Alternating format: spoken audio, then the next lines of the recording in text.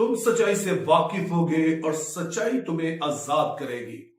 वो जो राह और हक यानी सच्चाई और जिंदगी है, यानी यस्सु अल मसीह, उसके नाम में आपकी सलामती हो। गालिबन आप इस बात से वाकिफ होंगे कि यस्सु मसीह की जो अपनी जुबान थी वो अरामी जुबान थी और साथ में वो इब्रानी जुबान बोलते थे। लेकिन जब उनके अल्फाज हम तक पहुंचे तो वो यूनानी जुबान, जिसको कोइने ग्रीक कहा जाता था, या आम बोले जाने वाली जो यूनानी जुबान थी, उसमें हम तक पहुंचे। और इसके पीछे खुदा की हिकमत थी, और वो हिकमत ये थी कि यस्सु मसीह जो है वो पूरी दुनिया का नजात दहिंदा होकर आए। और खुदा की ये मर्जी थी कि उनके बारे में जो पैगाम है, नजात का पैगाम है, वो सारी दुनिया तक पहुंचे, जिसको वो समझ सके।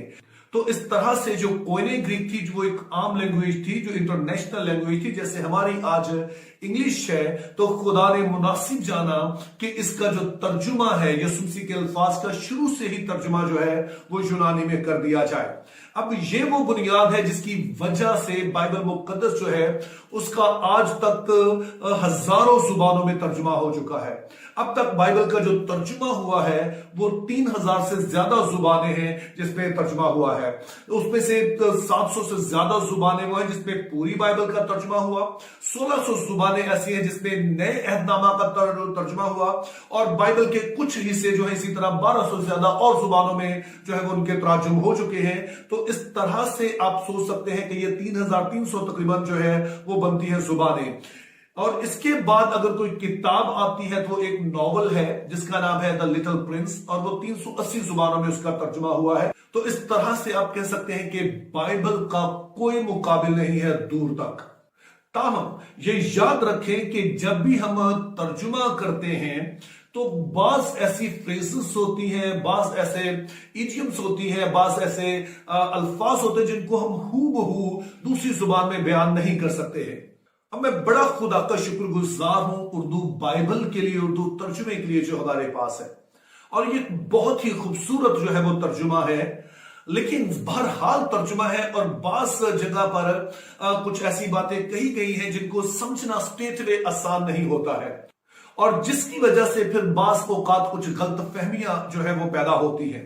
उन्हीं में से एक आयत है जो यस्सु मसीह के जी उठने के बारे में है, और उस पर बास औकात कंफ्यूजन पैदा होती है, जो कि हमें यूहन्ना की अंजील उसका 20 बाब उसकी 17 आयत में मिलती है। और ये वो हवाला है कि जहां पर यस्सु मसीह मरियम मगदलीनी पर जाहिर होते हैं, और जब वो जाहिर होते हैं तो फिर उससे कहते हैं कि मुझे ना छू, क्योंकि मैं अभी बाप के पास ऊपर नहीं गया। अब जब लोग ये आयत सुनते हैं तो वो दो सवाल जो है वो करते हैं। पहले नंबर पर वो कहते हैं कि यस्सु मसीह खुद कह रहे हैं कि मैं अभी ऊपर नहीं गया, तो फिर जो बात उन्होंने सलीब पर डाकू से कही थी कि तू आज ही मेरे साथ फिरदौस में होगा, इसको हम किस तरह से समझे, चूंकि ये तो फिर एक तरह से तजाद पैदा हो जाता है। और दूसरे नंबर पर जो वो सवाल करते हैं वो ये है कि क्यों यस्सु मसीह जो नहीं चाहते थे कि मरियम जो है वो उसे छुए। अब ये दोनों ही सवाल बहुत अहम हैं, और दोनों को आसानी से समझा जा सकता है अगर हम असल जुबान में इसको समझने की कोशिश करें, यानी कोइने ग्रीक में इसे पढ़ें। तो पहले नंबर पर तो हम याद रखें कि जो लफ्ज यहां पर छूने के लिए यूनानी में इस्तेमाल हुआ है वो है हाप्टोमाय। अब जब आप इस लफ्ज हाप्टोमाय को आप ग्रीक लेक्सिकन में, ग्रीक जो डिक्शनरी है उसमें देखते हैं, तो वहां पर पता चलता है कि छूना जो है वो सिर्फ एक मतलब है।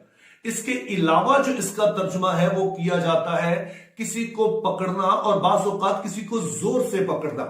तो इसीलिए जब इंग्लिश में इस लफ्ज का तर्जुमा किया गया इंग्लिश ट्रांसलेशंस में, तो वहां पे आम तौर पर तर्जुमा किया गया है do not hold on to me, यानी कि ऐ मरियम मुझे पकड़े मत रख।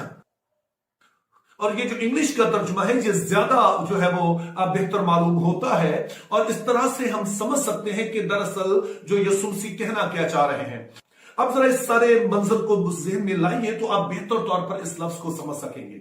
अब हम यूहन्ना की अंजील में पढ़ते हैं कि मरियम जब कब्र पर गई तो वो रो रही थी, और वो सोच रही थी कि यस्सु मसीह को शायद कोई चुरा कर ले गया है, और ये वो वक्त था जब यस्सु मसीह उस पर जाहिर होते हैं। और जब यीशु मसीह उस पर जाहिर होते हैं तो गालबन हुआ ये कि वो उसके पांव में गिरी और उसने उसके कदमों को जोर से पकड़ लिया और यीशु मसीह उसको कहते हैं कि मुझे पकड़े मत रख, जिसका उर्दू में तर्जुमा किया गया है मुझे ना छू, जो कि तर्जुमा हो सकता है, लेकिन जो बेहतर तर्जुमा है कि मुझे पकड़े ना रख। सो इसका मतलब है कि यीशु मसीह को इससे कोई प्रॉब्लम नहीं है कि वो उसे छुए, प्रॉब्लम यह है कि उसे पकड़े ना रखे। क्योंकि अगर छूने से कोई प्रॉब्लम होता तो फिर 10 आयत के बाद ही, यानी कि यूहन्ना 20 बाब उसकी 27 आयत में यीशु मसीह तोमा से नहीं ये कहते कि आकर मेरी जो पसली है उसके अंदर उंगली डाल। सो छूना मसला नहीं है, बल्कि जो पकड़े रखना जो है वो मसला है।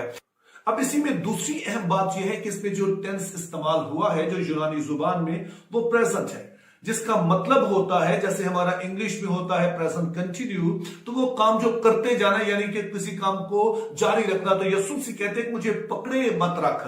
तो यूं हम समझते हैं कि मरियम का यीशु मसीह को छूना मसला नहीं है, यीशु को पकड़े रखना मसला है। तो यूं मेरा ईमान है कि ये बात आपके लिए किसी हद तक वाज़ेह हो गई होगी। तो अब सवाल यह है कि यीशु फिर जब दूसरी बात कहते हैं कि अभी तक मैं बाप के पास नहीं गया हूं, तो हम इसे कैसे समझें?